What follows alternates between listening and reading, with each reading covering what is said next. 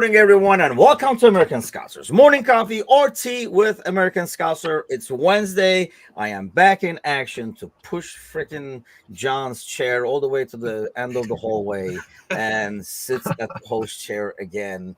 Wednesday, we're back in action. I am back to being the number one dad over here. The greatest dad. It's fading away. I don't know if it's kind of things, but every time the mug gets a wash, it's fading away even more. John is here, Mr. I talk shit all the time. What's up, man? I'm good. Just came back from a vacation as well. Like we were talking about it before the show started. Across the border, Canada, actually, Niagara Falls. And let me just say, the reputation of Canadians being the nicest people in the world were immediately dislodged the moment we entered the border, because this absolute asshole of a border officer got on my pops for doing exactly what she wanted him to do, which is giving our passports.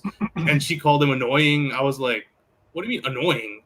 Like, cause he was handing her the passports, and then like what she told us to do, and she said not to fold them for some reason. I was just like, lady, what is your problem? And I thought Canadians were supposed to be nice people. Apparently not. So very first Canadian that we encountered, not nice, but otherwise was pretty good, especially Saturday, right? Going around touring Canada, I didn't get to watch the match. I managed to watch it like a day after, but knowing that we smashed our rivals 3-0, pretty good. Oh, you didn't get to watch it live, huh? By the way, if you are following us from Canada, I will be dropping John's email down so you can send your hate mail directly to him, and don't even come at me. Don't do it, because you're just gonna feed into John's narrative. Right, exactly. It's like a reverse psychology. If you're gonna come at me, then point proven. John's opinions do not represent those of us here at American Scouser. So, and here at a work meeting is Gordo. All right, I clarified that. Okay, like I said, I never specifically call it work. I just say it's my 9 o'clock. I never put the word work. When we were on vacation, we're like running around, like there's a lot of driving. I was just telling John about it because we were moving around and stuff. And but I turned it on in the morning, and that's the only part. Like I caught that part where like she was commenting. I was like, "Oh snap!" Yeah. And then I'm like, "Wait, so for the last like a year or so, John? Right? We've been doing this as a crew on Wednesdays, like the Mellow Wednesday crew. Yeah. Poor wifey has been thinking that Gordo is at a work meeting, and they're like, "Man, he's really moving up in this company. He's at meetings all the time." Yeah. Who would have thought John would single-handedly ruin all American-Canadian relations? Yeah. I'm all for it. Did you know, by the way, Gravenberch is half Canadian? Really? No, he's not. But you bought that. I was like, well, that ruins my narrative. You know what? Maybe Canadians aren't so bad after all. Oh man, obviously it's the freaking international break again, which comes at a really bad time. Like comes as an unnecessary time, I guess. Let me put it that way. I thought, while we were rolling, it would be good to kind of like have the games come now, at least, especially like while they're once a week and stuff like that. Let's get going, kind of a deal. But it is what it is. I think Turkey plays Friday, I think. I don't know, especially these are so worthless. It's not even like I'm all for qualifiers, but let's face it, if they weren't doing this, whatever the hell it's called now, they'd be doing just friendlies. So I guess at least these count, kind of a thing. I don't know. It's stupid. What is going on? Nations League? Yeah, Nations League thing. So it's like 2 months ago, you had an entire tournament. Right. It's like, what are we doing? Like, we were talking about this with the panel yesterday. Like normally, like first of all, this came way too fast, like 3 weeks in, and in an unnecessary fashion, like you said, Gordo, because you guys just came off the tournaments. And we're bitching about not having a long vacation, and now calling everybody back for this. I don't get it, but we're stuck with it, unfortunately. So, I mean, I'm assuming, John, you agree, kind of like this came at a bad time. We were talking about this with the panel last night too. That by the way, for our panel, we are trying to expand as much as possible. So, if you know a Premier League fan who would want to jump on and kind of stand up for their team, if you will, especially teams we rip on all the time, like Chelsea, United, or whatever. But they can be any team. I honestly really like getting perspectives from like Alex with Fulham and stuff like that. Like I was asking him about our game and what it shows and stuff like that. So it's kind of like interesting to hear a third party view, who's not maybe in the top 6 and stuff like that. Well, I would include my uncle, who's a United fan, but he hasn't been replying to me since last Friday. He's gone dark on me, so I don't know where he is right now. And I hope he's all right. I hope he's all right, though. I'm sure he's not. But so where are we going with this? Oh yeah, in terms of the timing of it, John, probably a bad timing for this break. It looks like when we've kind of found a flow as well in terms of the team, patterns, the exchanges and all that. It looks like we've actually gotten like our stride in, and then the international break just comes in and goes like, hold up, and knowing our freaking luck, someone's going to get injured there with our already thin squad and everything that's going to cost us a lot. But it kind of puts things into perspective how, like, okay, our first 11 right now is pretty good, but if we're looking at the squad, like, pound for pound, not to be negative, right? Because I saw someone get on Gordo for being negative about calling it as it is on one of our shorts, but we are incredibly thin, and I think that this upcoming period is where the real season starts, when the Champions League comes in, when the cup competition comes in, where our squad depth is going to be really tested. Looking at that midfield, like that double pivot, it's going to be Gravenberch, McAllister, Jones, right? Endo, who's not favored, right? So immediately after those first 3 guys, we start dropping off, which isn't ideal. Obviously, we could get away with that from the cup competitions every now and then, but if we're rotating 3 first-choice guys with Jones, who's kind of injury-prone, right, for like midweek games in the Champions League and the Premier League on the weekend, it doesn't necessarily spell like an ideal situation, unless of course you're moving maybe Szoboszlai to that other double pivot role. But I don't know. That's my only nitpick, at the end, because obviously the window ended, great start, but then there's like this nagging feeling at the back of my head is going like, we're quite thin, no matter how good we've started. So you were getting flack for that on the shorts from followers, or not myself, Gordon, because I think he mentioned that during the winter, that the players are going to start dropping like flies. Obviously, that one. Yes, I did not see the comments. But thanks, by the way, for that Endo clip you published like a month ago. That's still getting hate for me. So, the Zuba one is people and be like, hey, you guys have not seen Endo though, have you? But there's some like, did you not watch last season? Endo was great, and I'm like, did you watch this season? Because he's not fucking there. Like, Yeah, we dropped a Zubamendi short like the day that while we were talking about Zubamendi while he was a prospect, and it dropped the day that Zubamendi said, I don't want to come. And so that one went off. And the comments were like, screw this idiot, like, go back to talking about baseball. So I stopped reading the comments because I was like, I guess I don't have authority to speak about this sport. The funny thing is, like, I had like probably like, there were like 40, 50 comments on that thing, but it was so divided. That was the funny thing. Like, somebody was like facts and stuff like that, and some guy was like, yes, I was told to watch. The thing about the Zubimendi thing is as well, it's not like we were acting as if he already joined. We were just analyzing how he would fit in the team if he joined, and they were like, "Okay, so things changed. That's pretty reasonable, right? Like for us to put that short in." So I was like, "Okay, like people are just people, right?" Yep, freaking Yanks, and I love the comments I get as Yanks when like literally it says right underneath my name there, it says the Turkish one, right? And I mean there is an accent there. It might not be very strong, but there's definitely an accent there. But then you have people like Richard. That's why we do this. That's the true fans of American Scouser is why we do this. But so let's talk about this. I mean, I'm gonna just put this picture in, and then Gordo and us can go have a break.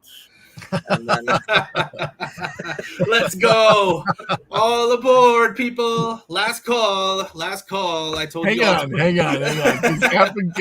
After game 3 international break of last year, I'm pretty sure your undertitle was "Start investing in Gravenberch." Right, it was probably start investing in Gravenberch stock as well. Cool the horses. I've seen this one before. This is very much like a Tottenham season, right? They're going to win the league, and then January comes around and they're not even in the mix anymore. You know me. It was on brand for me to absolutely go overboard for these first 3 games for Gravenberch's performance. But to be fair, Gordon, last year my bases were some Europa League games. Right now, what's under Gravenberch's belt is 2 games against, one against newly promoted opposition, which is fair. Okay, we could just put that to the side. First is against a pretty decent team, Brentford, but third, right, against our rivals, our like dearest rivals in their home floor. Dearest rivals or whatever. Very, I kind of lost. It's very sexual. Right, very sexual. Like, or it sounded like scam emails I get. Like, my dear, I just posted my picture. Southern Belle. It sounds like a scam, right? United. It sounds like a scam when I'm trying to get people on the Gravenberch train. Is why it sounds like a scam. But yeah, I mean, in terms of before I lost my train of thought there, like there are before you were making love to our rivals, right. This last performance, like people were going like, okay, he's got to show it in the big games.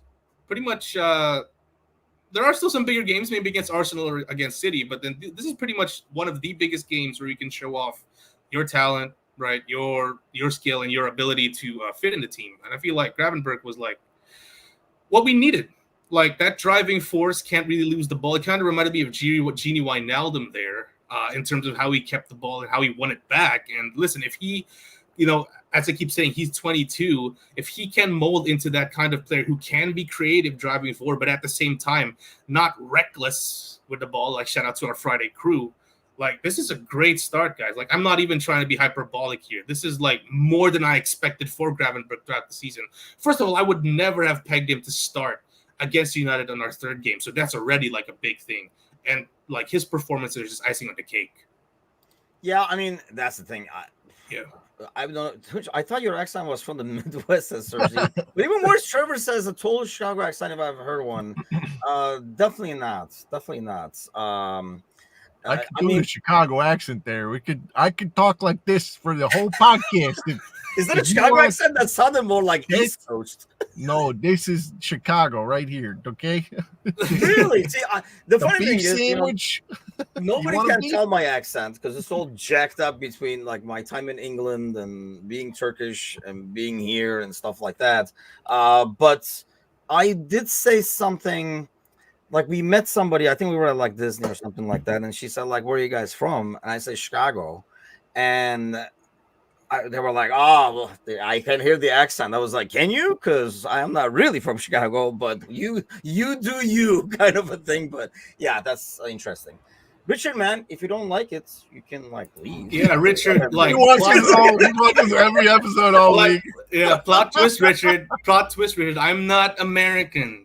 So I can't exactly keep to American football. You just say yank. Yeah, get out of here, man. If you don't want to listen to some. If Gravenberch can play like this against everyone else, but the Man City or Arsenal, I'll take it. Well, I mean, why can't he do like?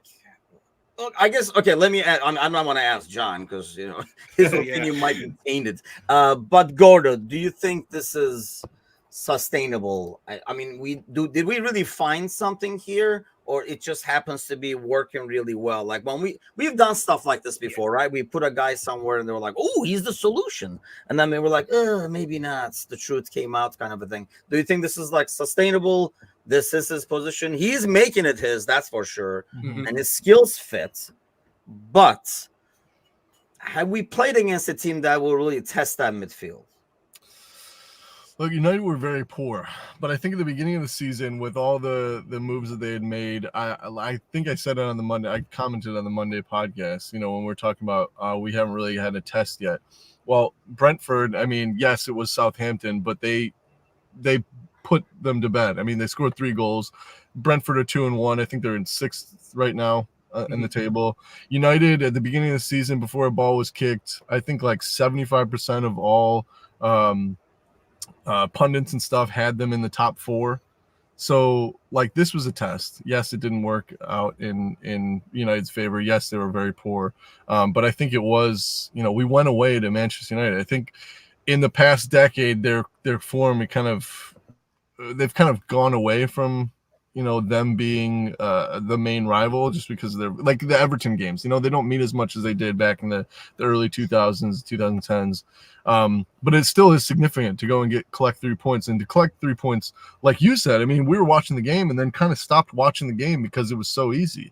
there was nothing to watch. We were just knocking the ball around. It was like complete domination. There was nothing to really watch.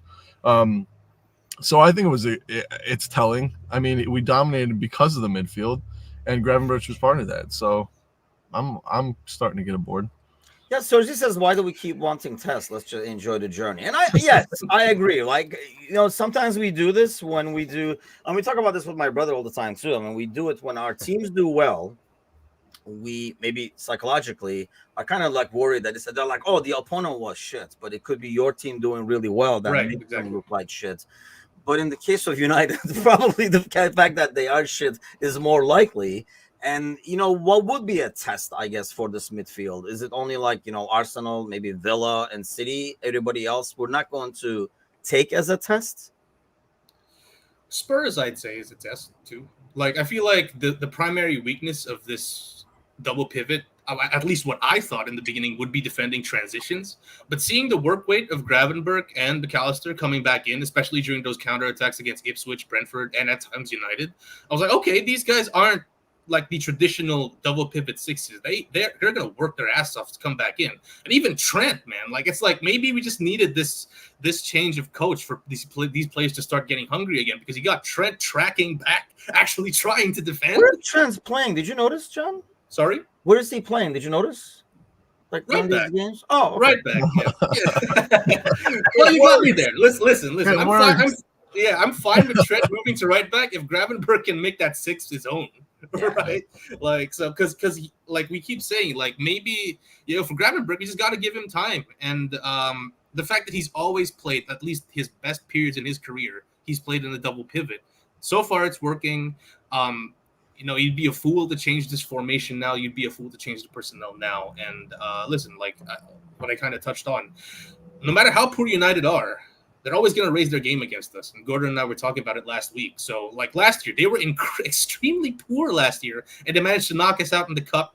They managed to hold us to draws both fixtures in the league. So this was always going to be a test, regardless of whether or not United are performing well. And thankfully, you passed it with flying colors. I mean, yeah, they kind of self-imploded, if you will, but still, right. You put him into those situations, and it's a really tough place regardless. I mean, people don't understand the concept, but even with Klopp, even in our best top days with that magical front three and stuff like that, we did not get results at Old Trafford. We would come back with a draw and stuff like that. So it's a tough place to go to regardless. When these two teams meet, you throw the record out the door kind of a thing. And, that's why it's like a big challenge. And I think it was like a huge win. It didn't feel like it, but, at the end of the day, it's a huge 3 points to come out, because I think any team that's going there is not going to expect, I should say, to come back with 3 points. And I'll admit, I would not have been devastated with a draw and 7 points from the first three. But this is freaking still great. Saida says, the test awaits, but we need intensity in our playing style. And I think here's the thing. And he's right. We played a naked 4-3-3. And I think that's the biggest difference, John. I think the intensity is still there. Mm-hmm. And suddenly you see it, but suddenly you see it. Like the timing of the press feels like a lot better, or it's planned. I mean, in the post-match, Slot just left his special recipe on the desk and walked away. Like, this is how you beat United, kind of a thing, or this is how you win the ball so from. Pretty. Yeah, I mean, that was ridiculous that how he broke it down and left all the tips on the table. But do you think it's still intense when we press? Yeah, but we're not running around like a maniac at all times. It seems a bit more measured. I don't know. Yeah, measured. Right. And I was saying this at the start of the preseason. This style kind of makes sense more from a sustainability perspective in terms of us not going gung-ho every single time. And I think Gordon touched up on it last week. In order for you to win, sometimes you just got to simplify it. Don't let the guys get the ball. Right, just keep cycling it with your people. Keep rotating it, keep finding the gaps, and that's what I feel is a departure from what Klopp kind of did, where we got our guys like going gung ho from minute one. With Slot, it's like, okay, let's just take a minute here, let's just take a breath, let's just move the ball around, see what's working for us, see what's not, and it's worked out great. That naked 4-3-3 that Saidu was saying has won us a lot, but then at the same time, we've also had quite a bit of seasons where if only so and so wasn't injured, or if only this and that, if we were a bit more defensive in these styles. And I remember early on, before we've even kicked the ball, like Gally and I got into a point of contention on Curtis Jones's comments. Like right now, I'm going to raise my hand and saying, okay, so this is what this style entails. Like this is what this style can give us in terms of having players around, having players hopefully right for the long term, because this is a thin squad, like I mentioned in an earlier point. So having a more sustainable style of play is more ideal, considering how thin our squad is. And second, the fact that we can actually take rests in between during the game, right? It's not necessarily us going full force, full pressing, and seeing our guys gassed out. Like I remember in the Ipswich game and the Brentford game, he played McAllister and Gravenberch practically 90 minutes, right? Yeah. So like you unheard of in a Klopp system. So listen, it's a lot of change, but then at the same time, it's welcome change. Right. And I think, I'm sorry, it's a team that's content with, they had more possession than we did. I think in the past, we'd be like, we want the ball, and then just try to chase it, Gordo. And, get it in most of the times, but still, want the ball, we want the possession. And then, we struggle to break the team down, and then we let them counter on us. This almost feels like a bit more content on, why don't you guys have the ball, and then we'll come and get it from you when we, in the opportune moments. I saw a chart. I was watching this video from 442, which is a great channel to follow for tactics and stuff, by the way. Yeah. And he was breaking down, he was showing a chart of where we won the ball as opposed to where they won the ball.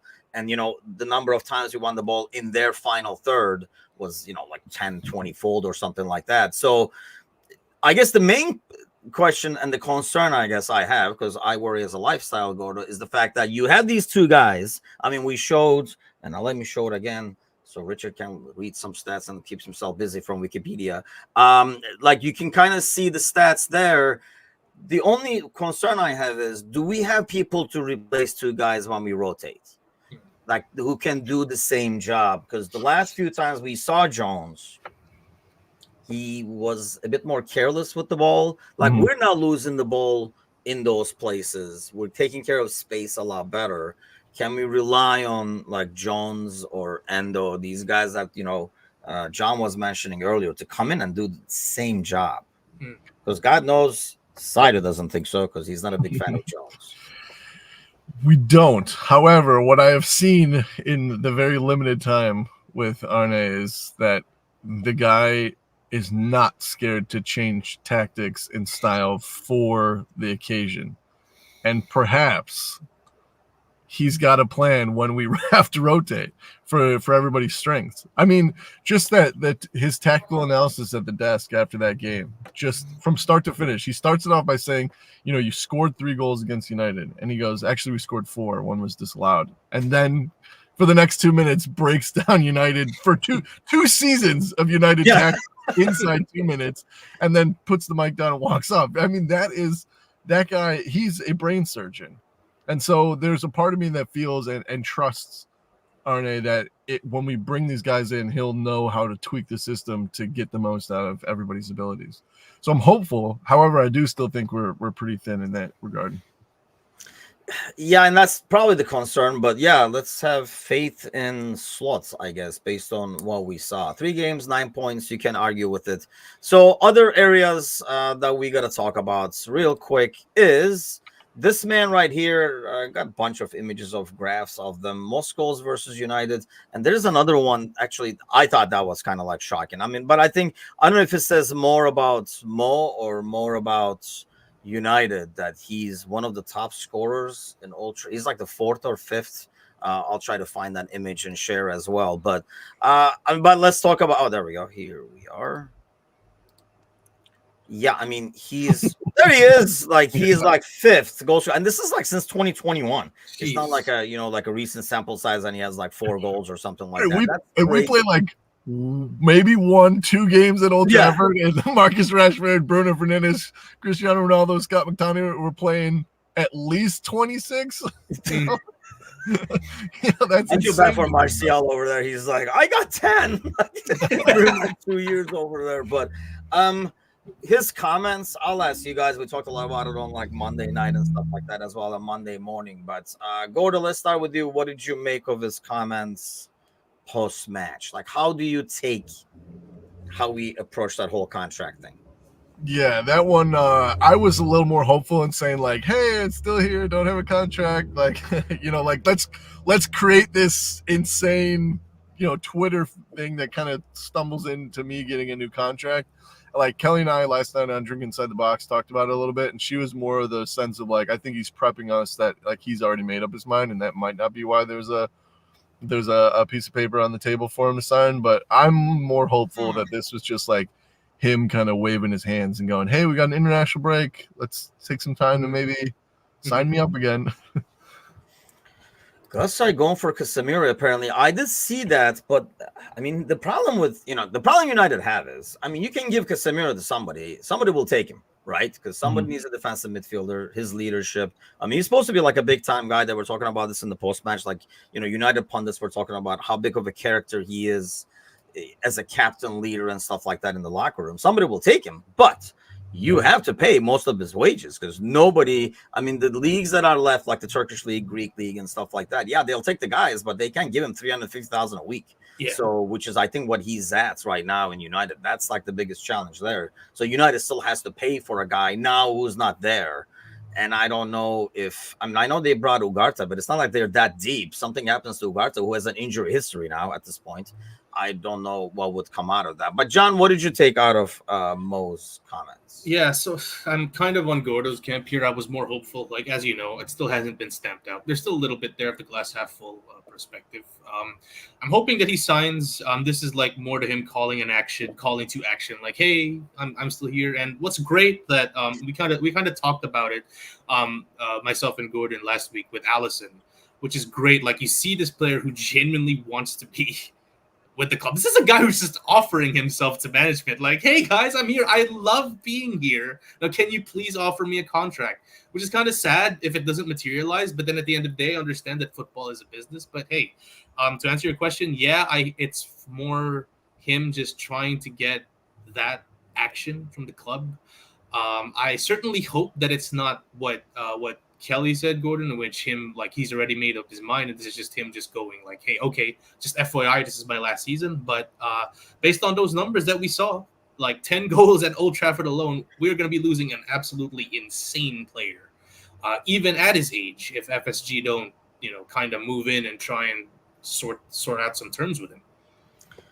I mean, that's interesting perspective that Kelly said, actually. And the first time you said it, I was like, I didn't think of that. But then as I think about it, then why would he even say that he has not been offered the contract? It's like me sitting at the table with the family saying like, well, nobody's asking me if I want salary because, they know I don't want it. So it's like that's why nobody's offering it. So if he didn't want a contract, why would he even bring the fact that nobody's contacted him yet? So I took that more as, like I say, this could be us being optimistic, which is a rare, nice change for us.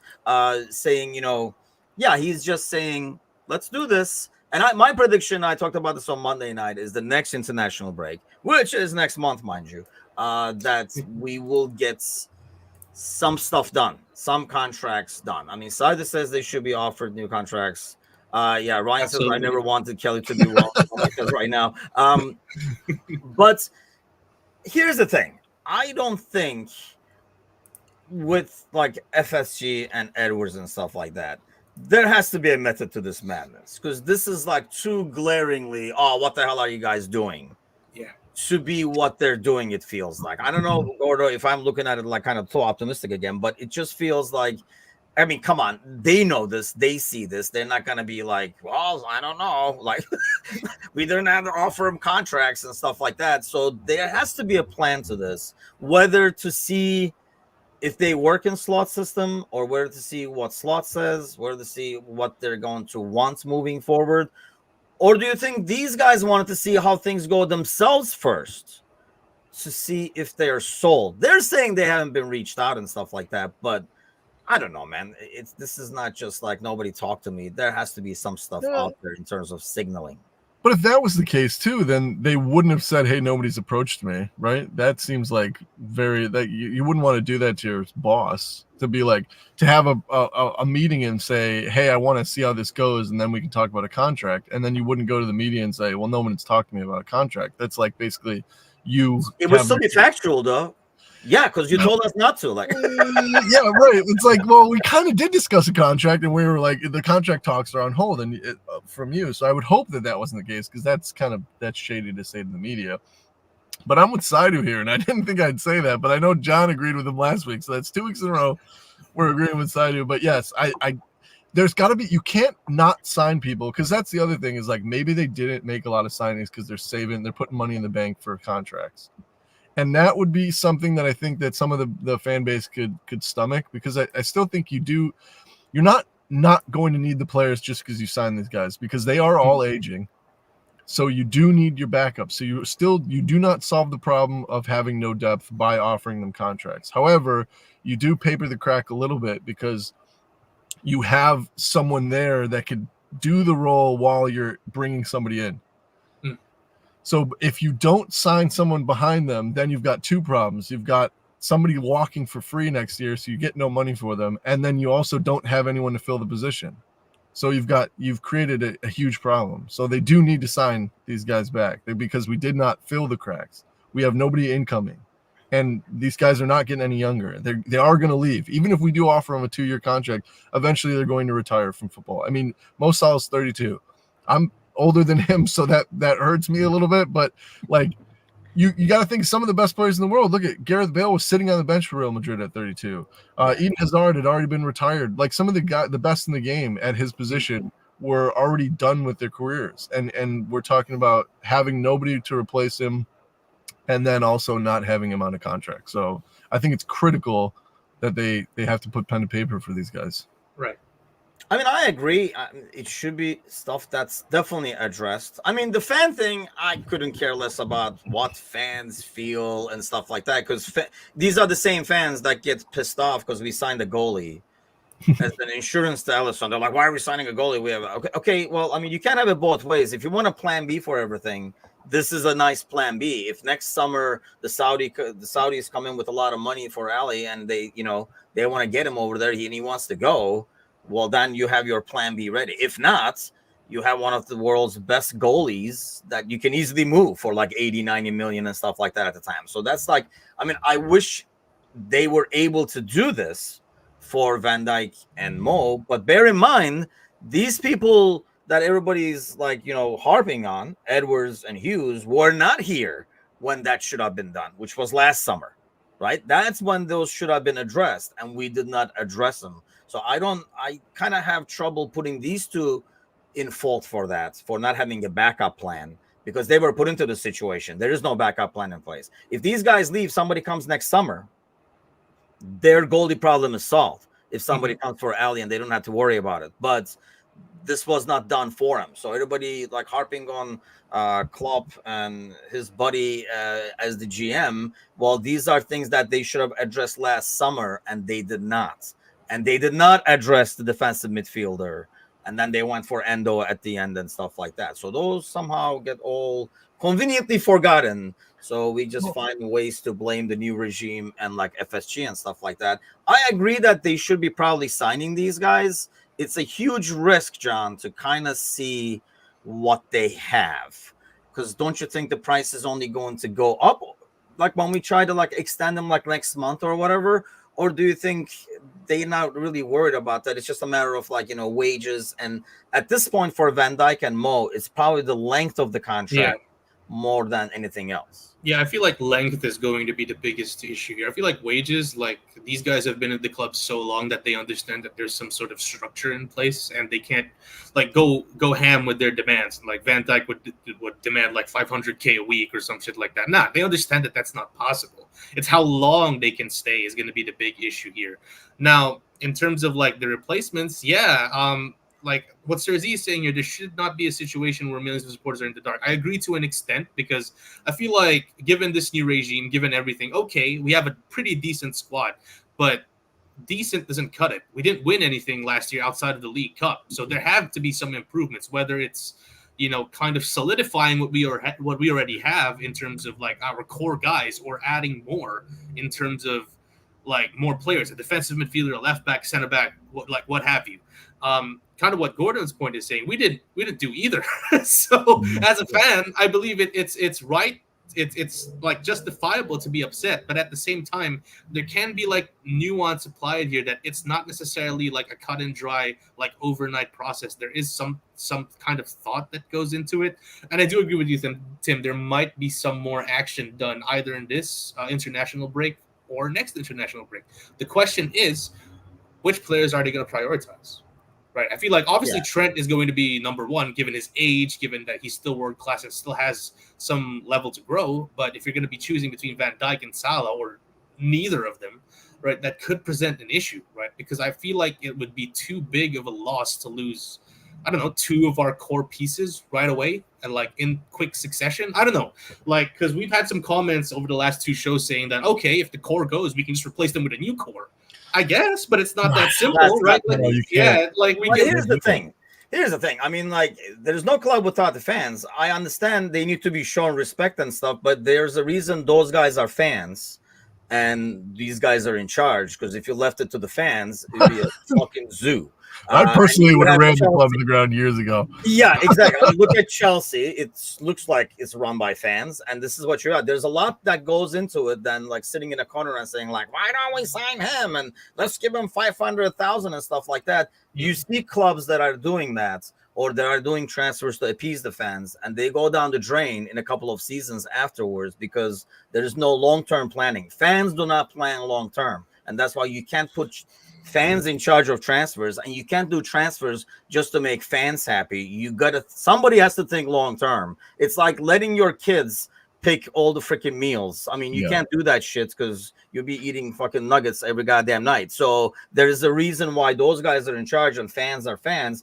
And yes, we're gonna have opinions. That's why we have this channel. That's why we have the comments. But they're not gonna decide their decision making, and they should not. And I hope to God they do not, based on like what we're saying, because I mean, look at what Richard is saying in the comments. These guys are fans. So do you want to really run a club based on that? And with this, I mean, I am totally okay with this. Like, it's like you go to Arby's, Gordo, to get roast beef.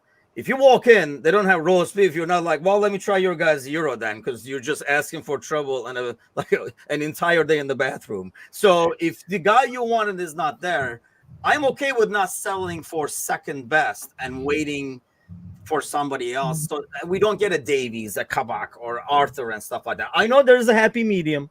Yeah. There's another guy probably there. But if it's not really what you want, if you're going to spend 50, 60, I'm okay with waiting for them. And then, they don't have the responsibility to tell us what's going on, because I guarantee you Van Dijk and Mo doesn't want us being told what's going on either. We want them to just take care of business.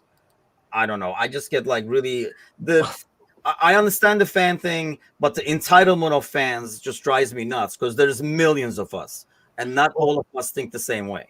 And we're fans. So like we're like, well, we should know. It's, I mean, there was a faction, and a large faction of Chelsea fans who were threatening to they were getting angry that they weren't buying Osimhen.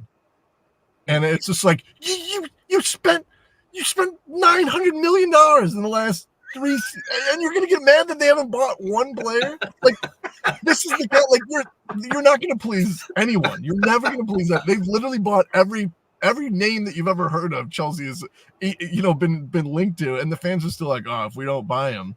No, I saw a graphic yesterday that the top 20 clubs that have ever spent in their entire history for transfers, and just Chelsea under Todd Bowley was 9th all time. He has spent more entire history. That is unbelievable to think about. He's only been there for 3 years. So like, and there's still fans getting mad. The Zubamendi thing, though, is different for me because it's one thing if you're going after somebody like McAllister, world-class player in his position. Everybody's heard of him. What he brings and his talents are, unmatched. Zubamendi, it just seems so vanilla that you can't find another player that provides what he does.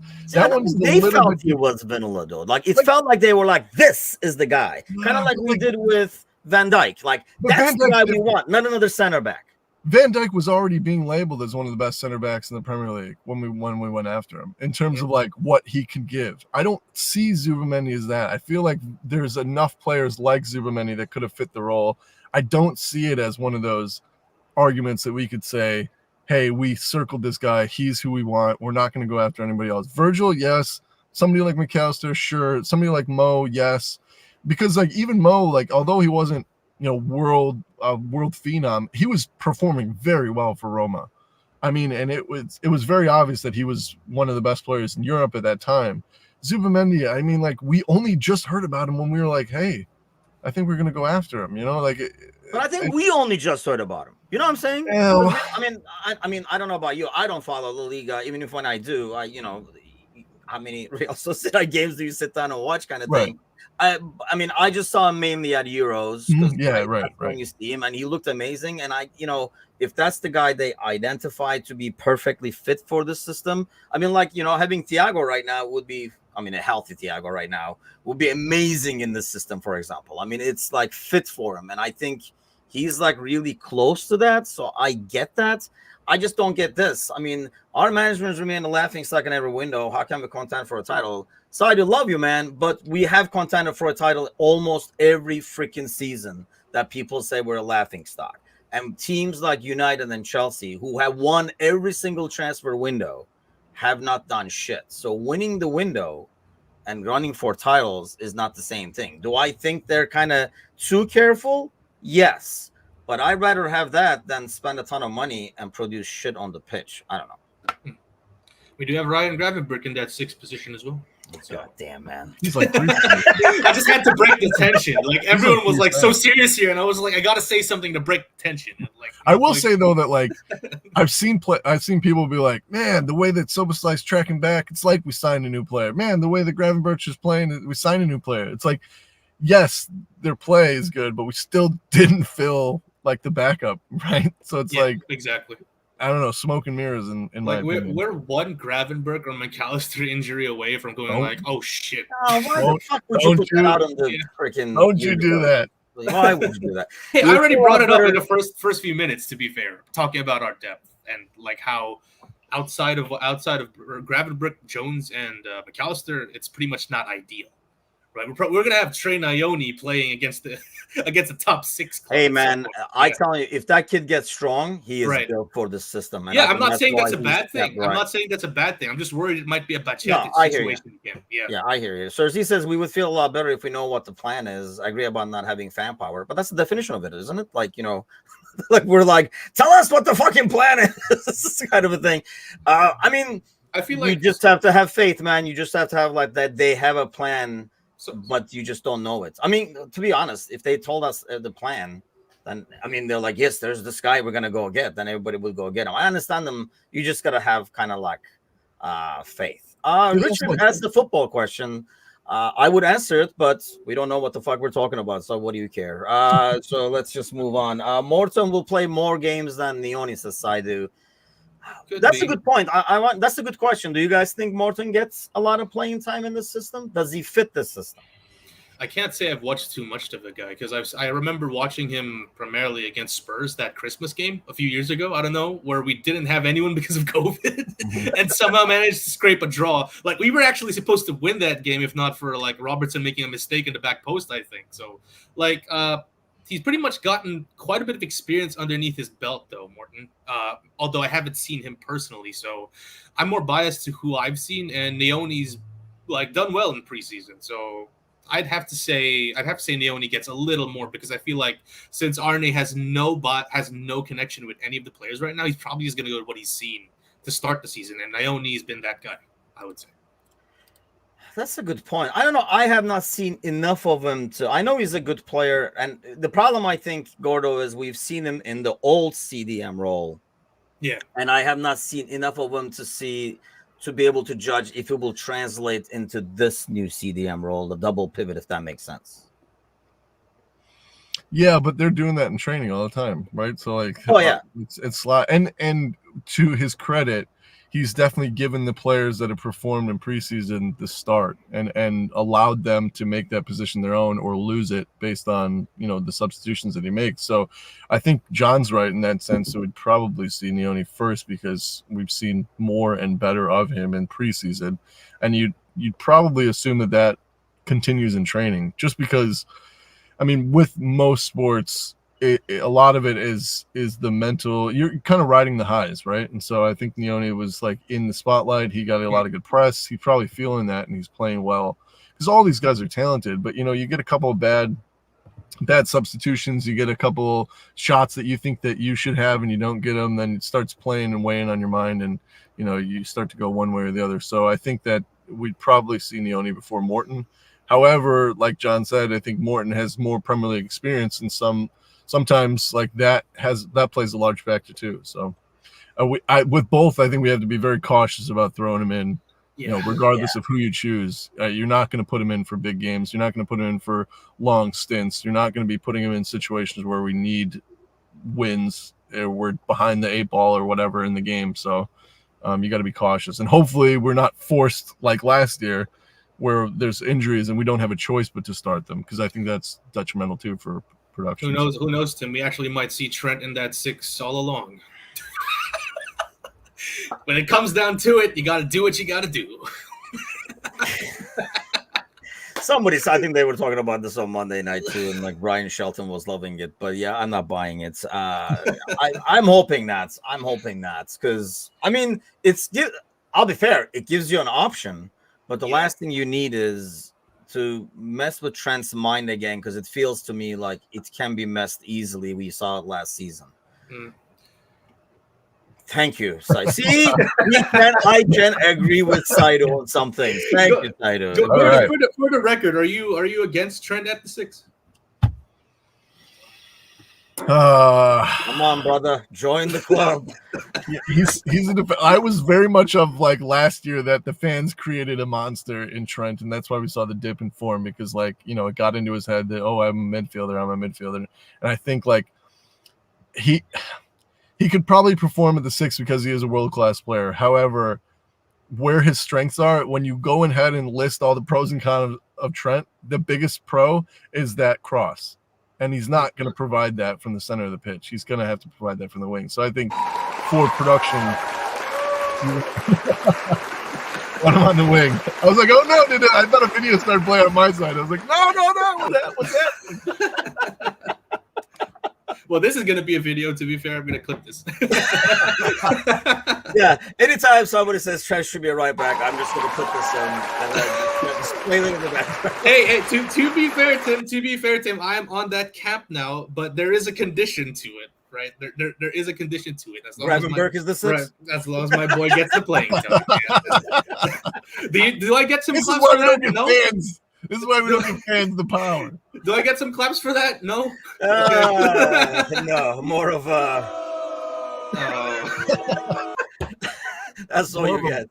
Leicester City, speaking of booing, Leicester City is like, it was an accounting technicality. No, you guys are not getting punished for it. The only thing I couldn't care less, because I'll be perfectly honest, I don't know the details of the situation to be able to comment in depth. The only thing that worries me about this is it opens the door for City to walk out the other side of the thing and saying like, hey, we have the same technicality. Yeah, same thing, man. Same thing. Like, I wasn't following Leicester. I wasn't even following Everton's situation with FFP and all that. But the fact that there can be clerical errors, accounting errors, like opens the door for benefits of the doubt, then opens the door for loopholes. And Man City is just one giant loophole. They've been one giant loophole in the football world ever since they started, doing what they do. So I'm just, it's kind of worrying, honestly. Well, the fact that the wording is they don't have the jurisdiction to punish them, to me that says That was the wording. Who has? Like that means like you didn't say you didn't do it. You just said you don't have the authority to tell me I did wrong, which is really slippery. And I would like to see, like, what is the difference between Leicester and Nottingham Forest and Everton? Like, why did they get punished? Leicester didn't. Like, what was the reasoning that there was no jurisdiction for that? Because that is going to be key. Because guarantee, I mean, Manchester City we're watching this carefully, like you had said, and if there is even the slightest crack in that door, they're going to barge their way through with their 675,000 lawyers that are going to walk into the court.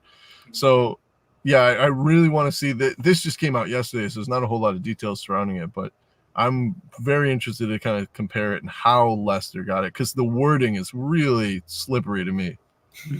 I mean, that's the thing.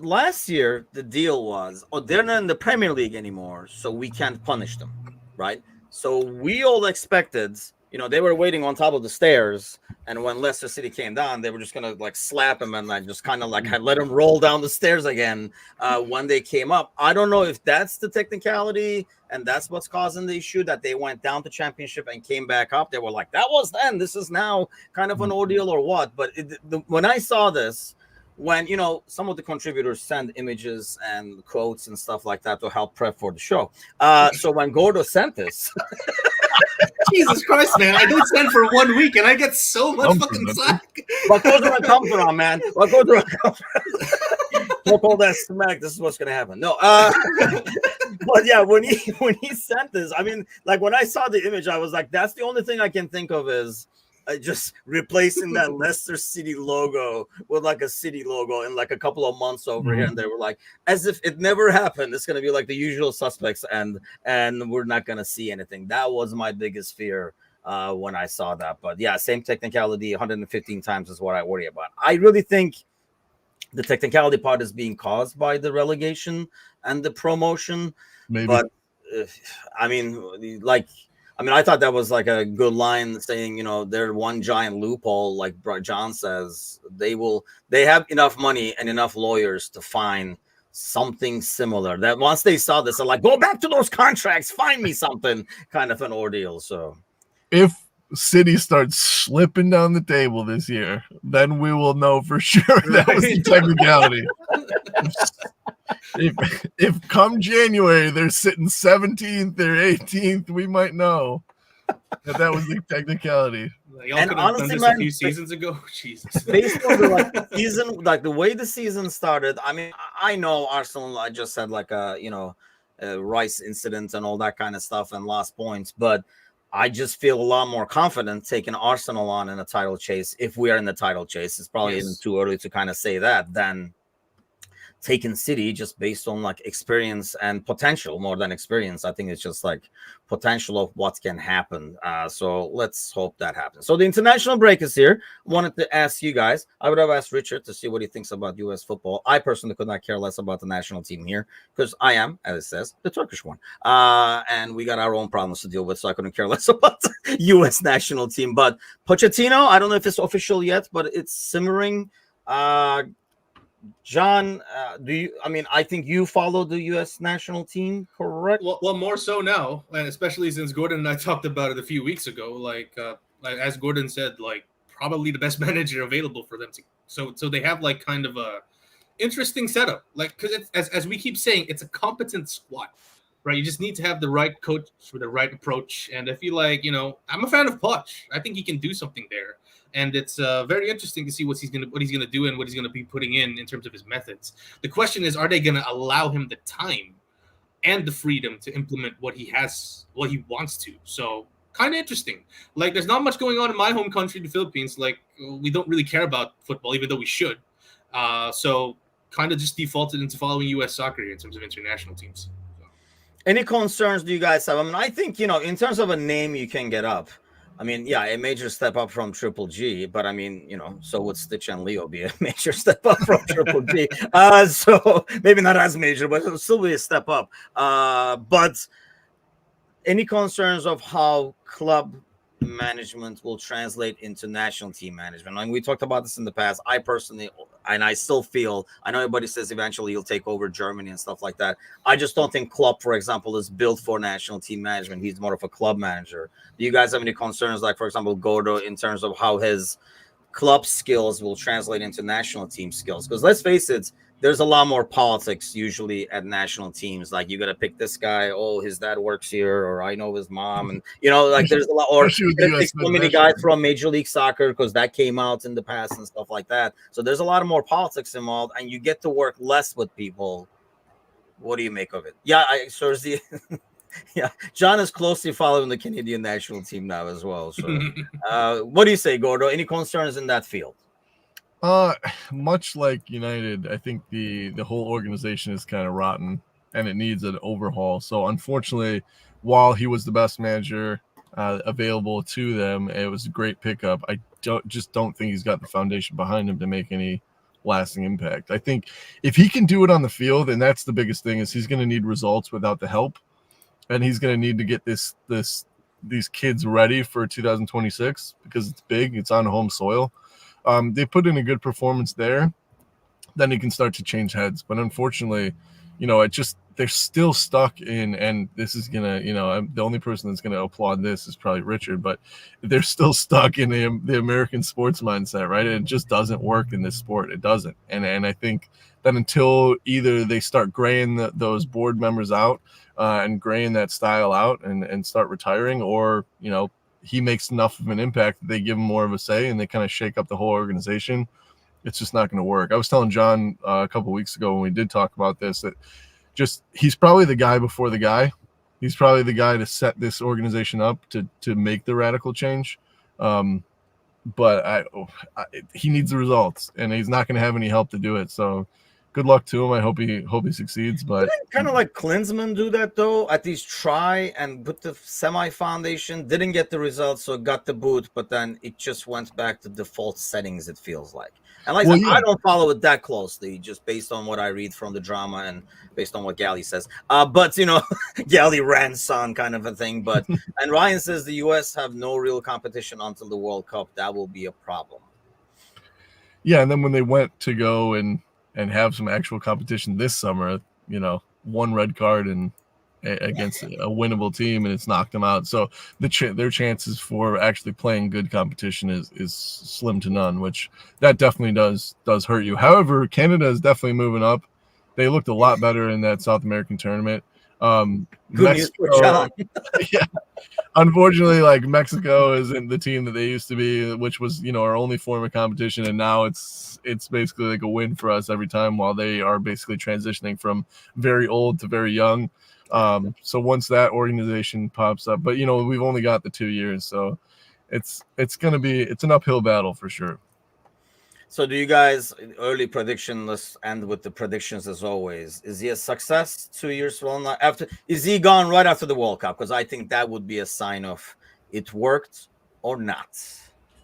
Does he make it past the World Cup and he's still like, all right? Or they're like, what the fuck? You're out. I like Poch, so I'm going to say yes. Like, I really hope he succeeds. Like, someone has to, somebody's gonna do it. Yeah, somebody's gonna do it, right? And if we're talking about I don't know, over the last decade or so, in terms of credentials, he's pretty much done it all in Europe. Obviously, he hasn't won as much trophies as he's gotten, but then in terms of kind of building a team from scratch, his Tottenham days are always what I look at. The Kane, Dele Alli, Heung-min Son situation. These are young players. These are diamonds the uncut diamonds that are waiting to be molded.